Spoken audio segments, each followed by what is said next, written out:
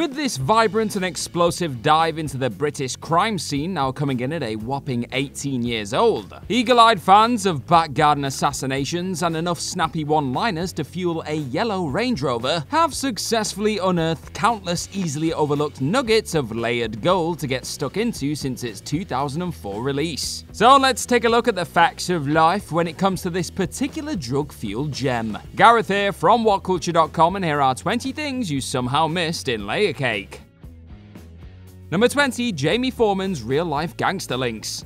Utterly dominating the screen whenever he gurned his way into the spotlight, Jamie Foreman's sleazy minor leagues gangster by the name of Duke acted as one of the many unexpected delights on offer in Matthew Vaughn's debut. Slipping into this world with apparent ease wasn't any old coincidence, mind, as Foreman actually just so happens to be the son of a very much legit and rather infamous South London gangster by the name of Freddie Foreman. Also going by the name of Brown Bread Fred, said name was a reflection of his knack for being able to effectively dispose of dead bodies, as you do. So it looks like Jamie didn't have to spend too much time researching his part in the layer cake machine beforehand.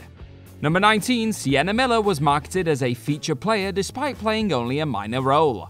Despite having only appeared in the likes of High Speed and The Ride on the big screen before her breakthrough showing in this 2004 crime tale, Sienna Miller actually found herself at the forefront of a great deal of the feature's marketing heading into its release. However, this rather high billing alongside the film's lead Daniel Craig and the likes of Colin Meaney and Michael Gambon didn't exactly equate to a similarly sized or meaty part to chew on over the course of the runtime. All in all, Miller sadly only acted as little more than the sausage fest of a flick's main token female presence, being pretty much reduced to a well-known lingerie visual and being the object of desire for Craig's XXXX.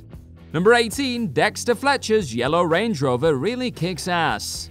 Rocketman director Dexter Fletcher can be spotted getting in on the layer cake fun as he comes away with a pretty distinct new vehicle by the end of the flick. As it goes, in what would turn out to be a cheeky callback of sorts to his Cody wheeling away in said yellow Range Rover, Fletcher is actually reunited with his unmissable 4x4 in another of Vaughn's later projects. Instead of living to flaunt the vibrant vehicle another day though, Fletcher's henchman in Kick-Ass, also going by the name of Cody, is horrifically crushed in the Rover by Big Daddy and Hit Girl. What a ride though, eh? Number 17. The ending is a director's cut and not Sony's preferred alternate version.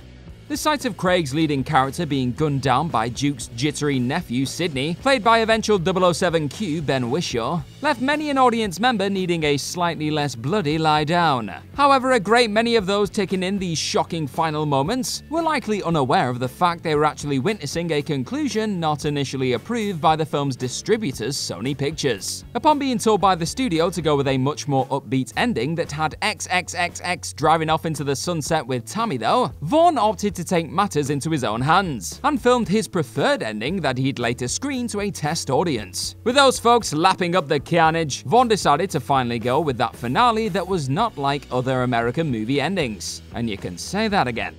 Number 16. The specific canine scene that wasn't lifted from the book. A number of changes were ultimately made when transferring J.J. Connolly's 2000 novel onto the big screen, and among said cinematic change-ups was a certain scene involving Craig's leading man going out of his way to kill off Kenneth Cranham's Jimmy, on the back of hearing a recording of his plans to betray him. Instead of the original turn of events seen on the page that involved the central figure picking off 2 Rottweilers in Jimmy's garden before dispatching the slippery fella, the call was made to keep the killing of canines to a minimum. This was reportedly down to the fact that having your protagonist murder an innocent dog was seen as an understandable no-no by those calling the shots. Driving a bullet through a member of the criminal underworld though, that's all part of the game, mate. Number 15. A scene was shot in Guy Ritchie's old room. It's widely recognized that gangster film icon Guy Ritchie was once in line to bring this particular crime story to life. What is a little less known, however, is the fact that the folks behind the eventual flick actually managed to sneak a little Ritchie Easter egg of sorts into their finished article. During the sequence that sees Craig's protagonist hook up with Miller's Tammy in a hotel, said steamy exchange was shot in the St. Martin's Lane Hotel. Hilariously, the suite used for the scene actually once acted as the room Ritchie lived in for a spell, on the back of a breakup with a partner, so the crew behind Layer Cake felt it would be an absolute hoot to have XXXX and Tammy's sexual encounter go down in Ritchie's former quarters. The dirty suds. Number 14. The overall body count. Playing ball in the world of the cocaine business and British crime in general is a rather dangerous game, believe it or not. And sure enough, over the course of this often savage and unfiltered glimpse into the no-nonsense underworld, a grand total of 10 folks bite the dust on screen in varying ways. Though a bullet through the head is perhaps the most popular method of emphatic execution, that number slightly increases to 11 if you feel the need to include Craig's XXXX too, who looks to be an all but confirmed goner as the film fades to white. Number 13, you can visit a certain cafe in real life. There's no questioning the fact that shooting in a real-deal environment brings with it a certain level of much appreciated authenticity. Look no further than the moment Craig's character and George Harris's Morty sit down for a chat with Ivan K's Freddie Hearst in a grimy London cafe for an example of a genuine locale, very much adding to the depth of a sequence. And for those wanting to sit down and taking a bite for breakfast, all while absorbing the exact space Freddie gets served a rather fatal cup of tea, the real-life eatery can be found on 17 to 19 Regency Street under the name of Regency Cafe. I can think of other places to go for a spot of bacon though, to be honest. Number 12, did you spot the layer cake? With so much impressive talent taking up the frames in the closing stages of Vaughn's pulsating, felony-filled feature, more than a few folks found themselves overlooking one of arguably the most obvious knowing references of the lot, even when it was sitting right underneath those very stars' noses. As Craig's Quadruple X and the gang, including Tom Hardy's Clarky, all gather around a table on the back of the leading light being officially welcomed to the underworld layer cake by Michael Gambon's Eddie Temple, the crew enjoy a lunch together inside of Stoke Park Country Club. And what is being feasted upon by the collection of criminal minds? None other than a no doubt delicious and well-crafted layered cake for their pleasure. Fancy that. Number 11, the UK's largest warehouse is on show. Layer Cake's two evident heavyweights come face to face in one of the final scenes of Vaughn's crime epic, inside of a rather striking yet somewhat simple location, it must be said. Far from being just any old run-of-the-mill warehouse that you'd find on your trip down your average motorway though, it turns out that this particular facility is a tad special. According to IMDb, this ominous environment is actually the largest warehouse of its type in the entire United Kingdom, highlighting how Gambon's Eddie likely wasn't content setting up shop in anything but the biggest and best of storage spots. Number 10, a cheeky dig at Matthew Vaughn's heritage. Very much living up to the con men moniker and then some, Dexter Fletcher's Cody and Steve John Shepard's Tiptoes both go out of their way to recall a story to the leading man of the latter pretending to be the Earl of Oxford when trying to chat up some American women in a bar. Far from just being a meaningless throwaway gag, however, this comment is actually a dig at director Matthew Vaughn's very much legit heritage. As it goes, the mind behind Kick-Ass and Kingsman is actually a descendant of Edward Harley, 3rd Earl of Oxford and Mortimer. Yet Vaughn isn't in fact eligible to take on said title, due to the fact that it has now been discontinued and replaced by the Earl of Oxford and Asquith. Tough luck, Vaughnie. Number 9, The Godfather nod late on.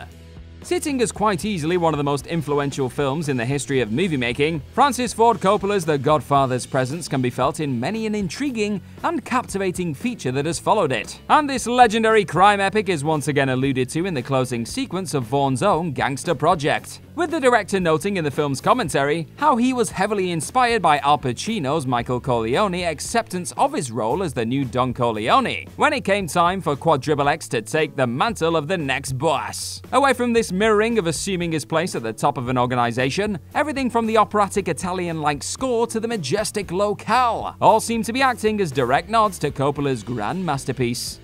Number 8, those aren't just any old crates.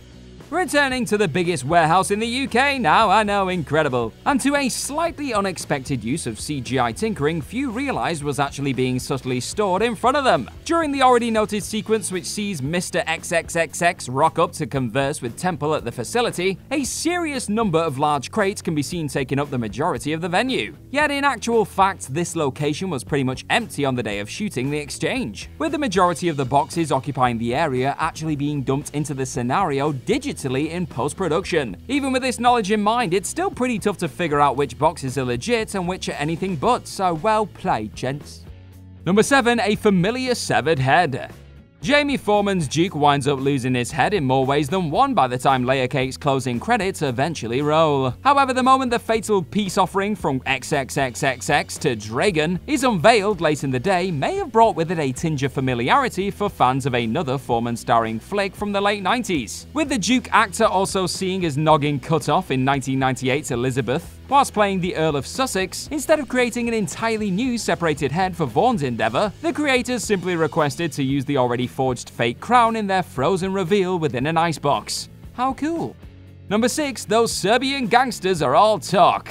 Speaking of the Serbian gangsters providing an ever-present and formidable threat to the likes of Craig's leading man and the aforementioned Duke, it turns out that the leader of this bunch of pissed-off war criminals has a rather specific way of delivering what appears to be the Serbian language. To the average purely English-speaking audience member like myself, Marcel Joris's unleashing of many a line in his character's seemingly native Serbian feels legit enough. But in reality, with the actor himself being from Romania, he actually reverted to his native Romanian language for the majority of his exchanges with his fellow on-screen Serbian gangsters. It takes very little away from the characters and the threat they pose throughout, admittedly, but it likely brassed off and confused a fair number of both Serbian and Romanian watchers upon weighing up what was actually being said.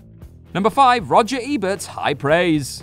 While Matthew Vaughn's big screen bow may have only raked in a modest $11.9 million at the box office on a $6.5 million budget, the drug-dealing and double-cross-crammed feature did end up going down a treat with a number of respected critics. On top of coming home with a decent 80% certified fresh rating on Rotten Tomatoes, well-regarded film pundit Roger Ebert would reward Vaughn's efforts with a commendable 3.5 out of 4 stars. Not bad at all. Upon noting how Vaughn had a hand in creating the likes of Snatch and Lock, Stock and Two Smoking Barrels, the legendary reviewer would note, "This one works better than those films because it doesn't try so hard to be clever and tries harder to be menacing."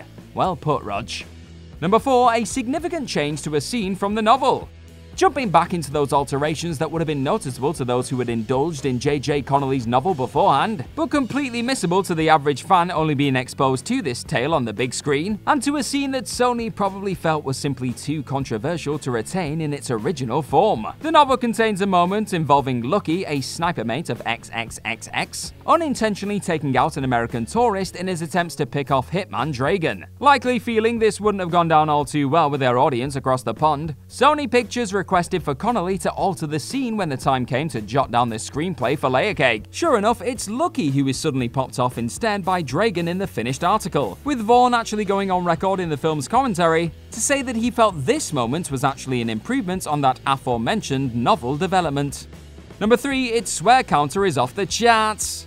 Holy does this film enjoy throwing verbal caution to the wind. And while this is to be somewhat expected from a British film centered on the unfiltered and typically brash criminal underbelly, those behind the producing of Layer Cake in particular seem to be intent on getting their hands on the crown of most profanity-laced big screen offering of modern times. When it comes to the specific use of the evergreen F word in particular, Layer Cake boasts a staggering 210 instances of its usage, and other variations of its original form. This earned the Vaughn vehicle the 61st spot on the current collection of films to unleash said curse the most, with it still falling somewhat short of the likes of The Wolf of Wall Street with 569, and Uncut Gems with 560 at 3rd and 4th place respectively.